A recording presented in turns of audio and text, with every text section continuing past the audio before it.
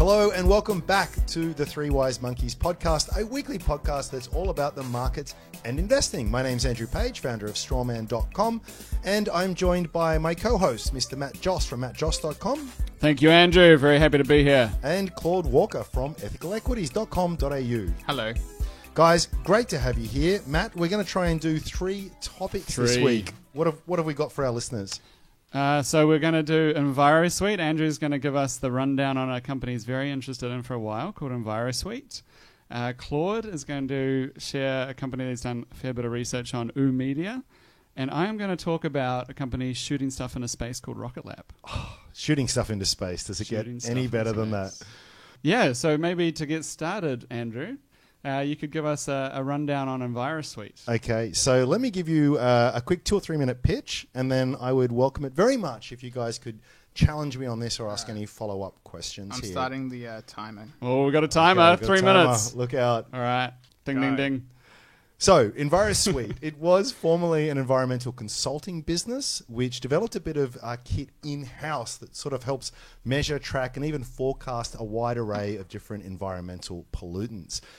It became a pretty big deal in and of itself, so they decided to sell off the consulting part of the business, focus purely on this SaaS product. Still very, very early days. The business only worth about $28 million in terms of its market cap. But importantly, these guys have some really important reference sites, and the annualized recurring revenue is growing at a rate of knots. Just a quick step back, what their clients are really anything that's from a port, water utility, mines, agricultural operations, any kind of customer that has a need to monitor and plan operations around all kinds of different environmental emissions. And this is super, super important because these guys tend to operate under fairly strict regulatory compliance guidelines here, and there can be some fairly stiff fines too if they don't meet those. So they're already in the process of measuring and monitoring that kind of stuff, but it's done in a very old school kind of way, and this software really is a game changer. So these guys can read any kind of sensor that's out in the field. They can point it to their platform, and you're up and running really within 24 to 48 hours or so. So big market opportunity. These guys are talking about $3 to $4 billion. Any small cap company will talk about that kind of runway. But what's I think encouraging here is that these guys are absolutely delivering. They've doubled their annual recurring run rate. They're going to do that. Or they hope to do that again this year and again the year after that. Qualified sales pipeline shows that they're well able to do that. Tracking a little bit behind pace at this point in time, but just last week, gentlemen, these guys had in fact this week I should say, actually had a pretty big announcement in terms of their first citywide deal over in Kuwait here, with the customer saying that this is just an early trial, and if successful, there is potential for significant rollout. So very, very sexy, very, very exciting. I think shares are worth 10 cents conservatively with a lot of upside, but this is most definitely a multi-year hold. This has not insignificant risks associated to it. It should be pointed out that it's fairly liquid. Shares are extremely volatile, but for those able to ride through that and who really are operating on a 3 to 5 year time frame, I think things look pretty good right now. Excellent. Wow. Was that 2.5 minutes? 2.5 minutes. Whew, the 2.5 minute man. You got another. Do you want to maybe keep on staying on your positive scheme before we ask some tough questions? Please, no, ask away. Ask away. Do you have an idea when profit might come if you exclude a bunch of costs? Well, you don't actually need to exclude a bunch of costs here, unlike some other companies. So these guys are not profitable at the moment, very well pointed out. They did a capital raise recently. I wasn't 100% happy with the quantum and the price that they were really raising it there. Was that my 3 minutes? That was 3 minutes, yeah. But yeah, look, they've got plenty of cash in the bank. They believe that, in fact, if they come anywhere close to hitting their forecasts, they'll be break even within really the next 18 months, 2 years or so. Excellent. So 2 years. Write it down in your diaries. In 2 years, subject to change, EnviroSuite is supposed to be profitable. Guaranteed. That's what they're saying. So Andrew, how much of the business is recurring? So you mentioned recurring revenue. Is it all recurring? It's or is not it, all yeah, recurring. Okay, so how there's still a much? good part of that is there's a hardware component and there's a software component. By far and away, the software component is the majority of it. They have virtually 100% retention. I should have pointed out before, the only time they've lost a client is when that mine has shut down or is no longer in operation. The recurring part, they don't actually disclose that separately, but it would be up around the 70% mark at least, I would imagine. Okay. You'd like to imagine? Or you think? I think it is. You can do some back of the envelope calculation. Right, I get you. It changes because, for example, this most recent deal that they had actually involved 90 different sensors, what they call e-noses, electronic noses. This sort of comes out of their acquisition of Odotech recently, plus a bit of their own proprietary tech. So when they have a hardware-software deal, the margins aren't quite as good, and then there is a certainly an upfront component. But for a lot of them, most of them, they are using existing sensors in the field that's already there from the clients, and then there's a much higher margin and a much higher recurring revenue component to it. But a high proportion, Matthew. It has all of the characteristics that you tend to associate with a standard software as a service business. Nice. How long have they been listed, and what's their history They've there? been listed, what does that tell us? They've been listed for a very long time, but in terms of being listed as in their current incarnation as a software business, they've only been around for a bit over a year or so. Right. So they were a very different business. I see your angle here. previous You're like, to oh that. no, don't look past 1 year back.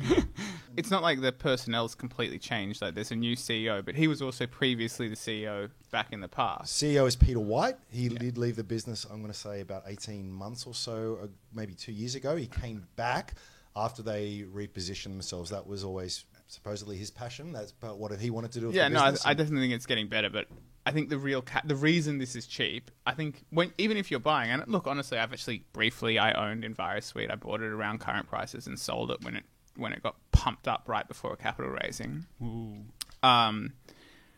But I think the reason it's cheap is because it has a long history of disappointing people. And Matt once wrote an article, 6 signs companies are dud. And number one sign, I think, it bears repeating. It goes, dilution might just be the dirtiest word in investing. And it can strike right when you least expect it. And I think that happened with the most recent capital raising as well. I don't think were expecting it. People weren't expecting it. No, that's not true. Everyone, I think it was very widely expected. Yeah, it's true. Actually, that's right. I expected it as well. Yeah. Now that I remember. What I thought was a bit disappointing That's about why I it was sold, that they though. I raised expected it, and so I sold before they announced it. Well, they raised it 7.5 cents. I felt as though that was too cheap for what they had been delivering. But you could and argue they did a raised good job. 10 million, which I think was probably more than what they needed to do. But it seems like they got a good price. Like now it's below that, the share price. Well, that would be a bad price for those that purchase. But yes, I take your point. Don't forget, this thing moves around. The other day when this announcement came up, it was up 25% in one day. It'll be down 8% on another. You'll see an average trading day, which might be $20,000 or $30,000 worth of shares. So is it volatile? Absolutely. This thing has gone from like 5 cents to 11 cents in the last 12 months and every which way in between. So it is going to move around a lot. So I'm not going I don't want anyone to sort of go into this thinking it's going to be a nice smooth ride. Even under the fundamentals of the business itself is going to be particularly lumpy. They're going to be getting a lot of small deals and every now and again, like this most recent one, a very, very large multi-million-dollar, multi-year kind of deal. So things are not going to be smooth with this, which is why I would never, ever, ever advocate buying this for anything less than a 3-year time frame. But my point being is if that sales trajectory comes in anywhere near what they're saying, and you look at this business 3-5 years out, this is legitimately a business that could be earning $30 to $40 million in annual recurring revenue at that point in time.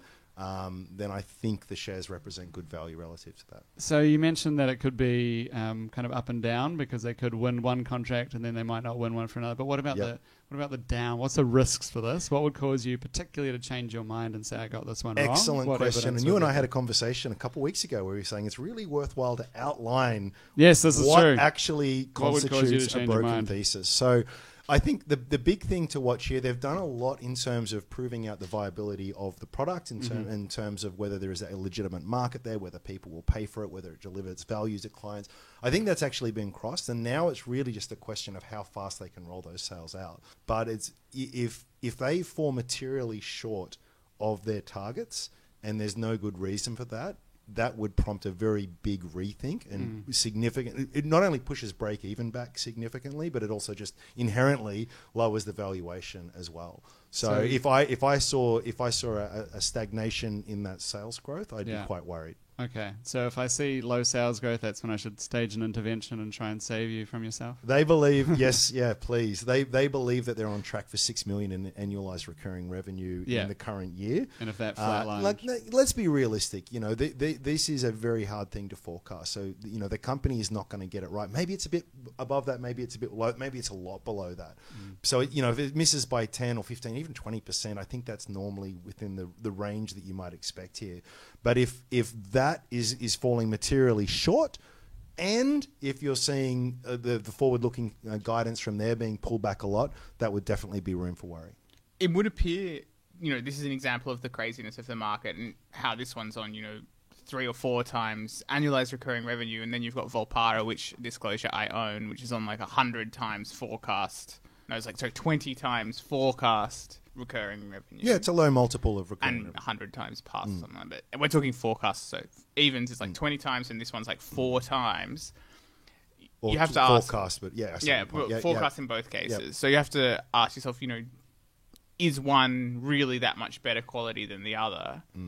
And if you ask me, it's an example of the market putting a premium on, I guess, management track record. With Volpara? Yeah, with Volpara, and like the opposite with EnviroSuite, because it has been listed many years, and it's had, I guess, some mishaps. There's been a lot of transactions where the actual leadership or the people that own the company or on the board of the company, they have been doing transactions with the company, like lending the company money at certain interest rates and that sort of thing, which generally does just scare the market off, especially in microcap land, because it's open to the value going to some individuals, but not everybody. Yep. That's a totally fair point. Just very quickly on that. So Robin Ormeron, who's the founder, is still there. He's the chief technology officer now. So he's very much moved to the R&D side of things where his passion is. He owns about 12% of the company. So still a very major part of that. When they were in a consulting company, their main risk there was key person risk. They did issue a number of options there, and you could argue that some of them were pretty generously priced. They have not issued new options under the current structure, and the vast majority of options are well out of the money. I would suspect any shareholder would happy to see those most of those options exercised, because the share price would have to be materially above where it is now for that to be worthwhile. Yeah, so that's one thing that I guess gives me hesitation. And the second part is that did you notice that general administrative costs went up quite strongly year on year? Is that a concern? Do you have an expectation around costs flattening? Yep. Or are they going to keep going up? Yeah, so like so many other companies, they have very much bulked up their spend, and a big part of that in R&D, a big part of that in sales as well. They believe that they've got the cost base now in place to underpin at least hitting that $12 million target in a couple of years' time. Cool. Well, interesting stock. Yeah, as I said, interesting stock. I wouldn't rule out buying again myself one day. Yeah, I think you raised some valid points. It's definitely moved around quite a bit, but I just think at this point it's undervalued. Excellent. Let's move on, though. What are we going to do next, gents? I think Claude can give us a pitch or perhaps an anti-pitch about oOh!media. Yeah, right. So this is actually a company that I have followed for a few months now and been researching, but part of the reason that I haven't talked about it is because I've been looking at it more from the perspective of what can I do to hedge the risk that there's a broader sell-off. So we've had a very volatile market lately. I think when I checked in the last 2 months, the market was down something like 8%. My portfolio is also down, and I basically am looking for ways in which I can minimize the impact of any broader market sell-off, or especially I'm worried about the impacts a falling property market might have on Australia. Now, one of the ways that I have discovered that I think is a good way to hedge against the risk that the Australian market is going to crash, basically, is oOh!media. And that's what do oOh!media do? So oOh!media are like outdoor advertising, but there are some other features of this company that really make it a prime candidate to get smashed in the event that the economy actually slows. So first amongst that is that there's not a whole bunch of short interest in the company right now. So according to ASIC's last disclosure, it's like 0.5% of the company is sold short. So there's not a popular crowded short. It's not a situation where there are already lots of people betting on its decline. So that doesn't tell you that it's necessarily overpriced, but it tells you that there's not a whole lot of negative sentiment already about that company. Secondarily, it basically got into a bidding war with one of its listed rivals, APN, to buy another company, which is Adshel, yep, at a multiple that they advertised and boasted was an EV/EBITDA multiple of 11.6 times pre-synergies or 8.7 times post-synergies. So the 8.7 is a made-up multiple. The real multiple is 11.6. They say, and it's quite plausible, that they'll get some benefit from combining the businesses. But that's the real multiple, and that is a high multiple to... Like, your Catapult or whatever is trading on... It's trading on like 3 times that. So they're a bit to forecast, which excludes the costs of the Adshel acquisition, is 99 million. So... Once you factor in debt, that's an EV to EBITDA multiple of over 10 times based on their forecast, made up, imaginary EBITDA. Now you've got, again, tech stocks like software companies that are out of favor are 4 times. Well over our 3 minutes. How come I got an alarm? It's time for the tough questions. If Andrew has 4.5 minutes in. I actually looked at it. If Andrew has a tough question, now is the time to jump in. So I just so I know, you're basically, you don't like this because you think it's very exposed to the Australian economy. I'd agree with you there. And you think the Australian economy is imminently due for a pretty hard time. Plus, they've made a very large acquisition recently that they overpaid for. Yeah. Okay. Good question. Yes. Okay. So, are you not worried though when it comes to sort of shorting things? There's a timing element to it. Let's say that any economic pain in Australia is further off than you might anticipate. We've got the consensus guidance here for some pretty strong growth. Revenue was up 11% in the recent half. They increased their dividend by about 12%. They're trading. If you just but I'm look saying at that they're overvalued based on the forecast numbers that they've given. Right, but I guess what I'm saying is that if the short thesis comes undone, if there isn't any wider economic impact, if this is business as usual, so that's correct. The whole thesis, this is actually some might even argue it's cheap. Yeah, completely. Well, I don't know about that, but the whole thesis completely relies on the fact that this is something that I would only short because I'm worried about a broader hit to the Australian stock market and the Australian economy. So part of the research was looking at what happened to these outdoor advertising companies in the US during the GFC, and the biggest 2 listed companies in the US, Clear Channel Outdoor Holdings and Lamar, both fell 95% in the GFC. 95%, because it is a competitive market. The share prices fell 95%? The share prices fell 90%, both 95%, which was an exaggeration on their actual earnings, but both companies went from making profit into loss. They are very cyclical, and I suppose there's a lot of operating leverage in there that, there's a lot of fixed costs you can't do away with.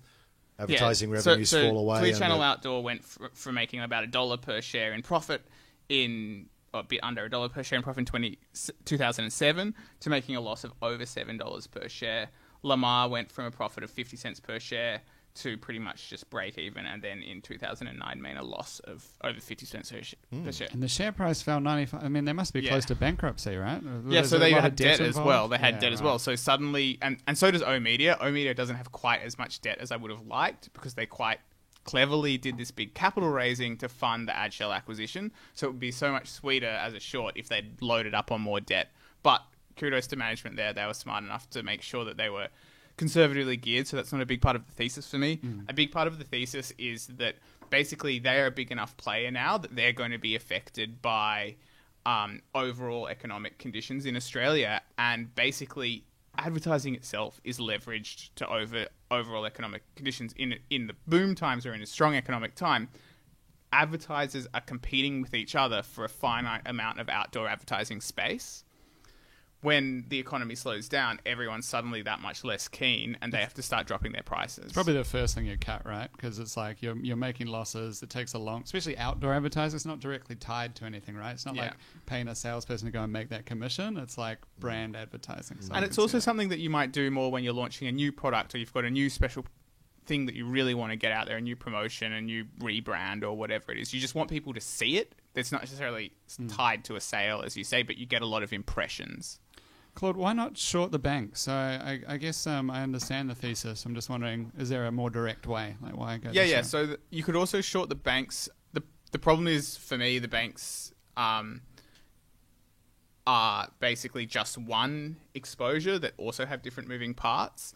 And also the banks, like Commonwealth Bank, for example, which, by the way, I should disclose, I am also short through options. So I do agree, yes, short the banks as a hedge is something that I do.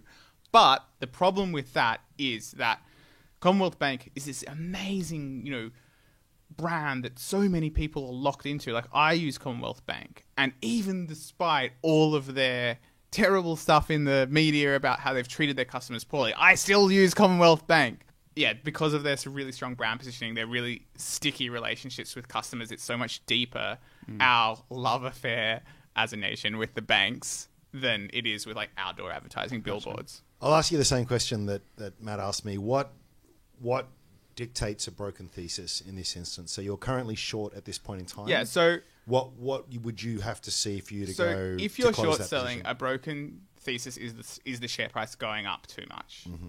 That is a broken thesis, because unlike when you're investing long in the stock market, you've got time on your side. You're trying to pick high quality businesses, you're going to buy the shares, and you're really just watching the thesis. There's no cost of holding, none of that. When you're short selling, you have a cost of essentially borrowing or however you're getting the exposure, and also the market can stay irrational longer than you can stay solvent. And then thirdly, there's unlimited losses, except if you're buying puts, which is how I short the banks, which is a safer way of shorting. If you're actually just short, you have unlimited potential exposure. So ultimately, you have to start covering when your exposure gets more than is safe. So yeah, when short selling, just the share price moving too much in the wrong direction means that you're wrong, in my opinion. Okay. So what's happened is I've started shorting oMedia at about $4.80, and it's continued to fall for the whole time I've been researching it, and I've continued to add to my short position. The economics of doing that basically means that you're feeding profits that you've made into the position further.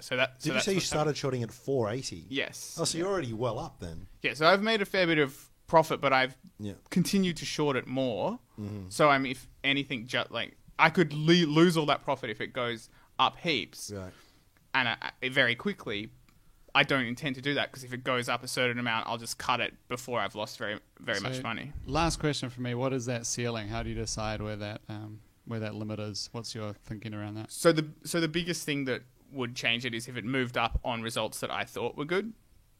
And then secondly, it's really just a matter of if it's enough that it's basically I don't have a set limit. It's just going to depend on the circumstance. Like, they put out an announcement the other day. I thought it was meaningless. The share price went up 5 cents. I didn't do anything. But at the same time, if it moves up on news that's quite good, I might be very quick to cover myself there, basically. Interesting. Excellent. Okay. Cool. Let's turn to space travel. Yeah. We talking SpaceX?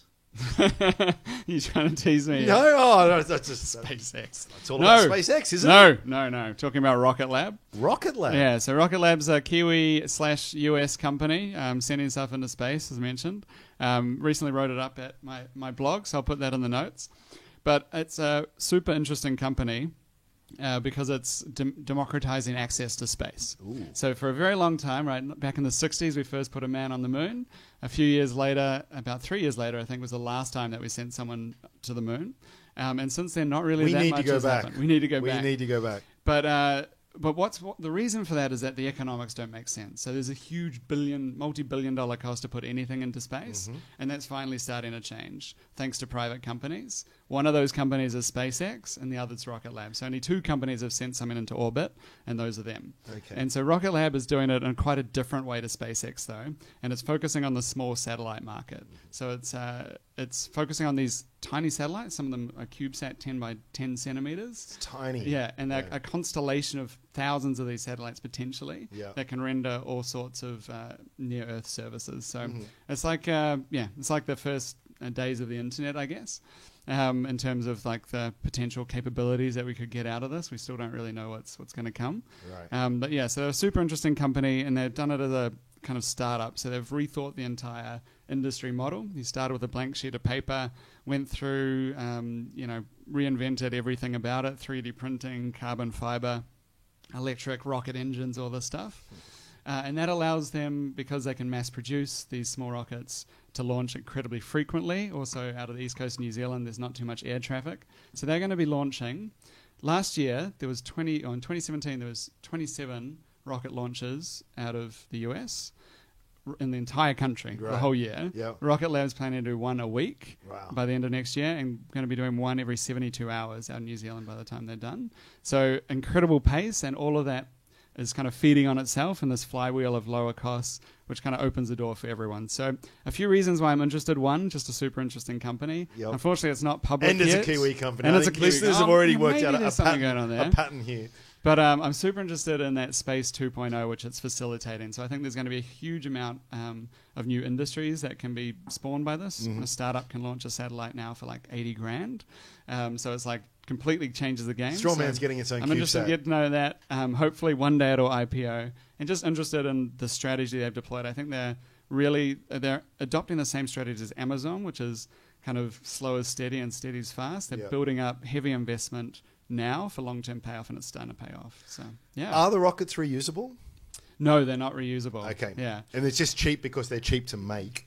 And, Yeah, and so- they're able to deliver a lot more payload for separate clients, I suppose. Yeah, so it's a lot of things all the way through. It's kind of the whole business model was thought about to be low cost and high frequency. So they're not reusable, but they're made to be mass produced. So a typical rocket takes a huge amount of man hours, and this was one huge 70-meter long thing. Yeah. Rocket Lab's rockets are about 16 meters tall. They can be, once they've been kind of designed, that after that it becomes extremely easy to produce them comparatively. Okay. Much cheaper. They use 3D printing, so that produces a lot It's without an too much additive labor, manufacturing and it's additive process. rather than subtractive. So a lot of those things mean that their costs are actually the same price as rideshare with one of these huge rockets. Yep. But you get to the exact place you're trying to go, which is pretty important if you want to be orbiting around a particular area and like meshing together a constellation. You need precision in where you're going to.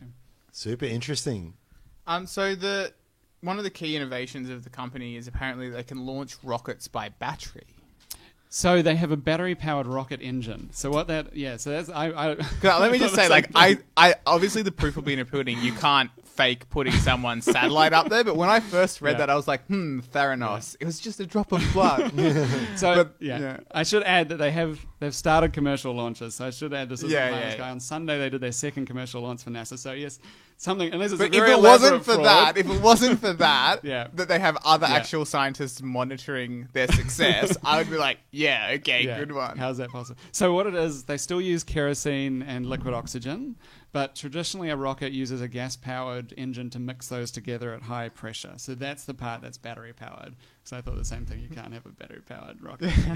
So that's the part that's battery-powered. And the big problem with it was that you're taking up so much weight when you bring batteries with it, and that battery tech was obviously been pretty heavy a few years ago. That's been declining so fast. Yeah, they're so that gonna was one of ride the in that points wave I now. liked most Yeah. about your article on it was that actually then they should just naturally benefit from all the work other people are doing on making better battery technology. The march of human progress, 100%. Like that's Like, yeah, that's so like much. that's a tailwind there. Yeah.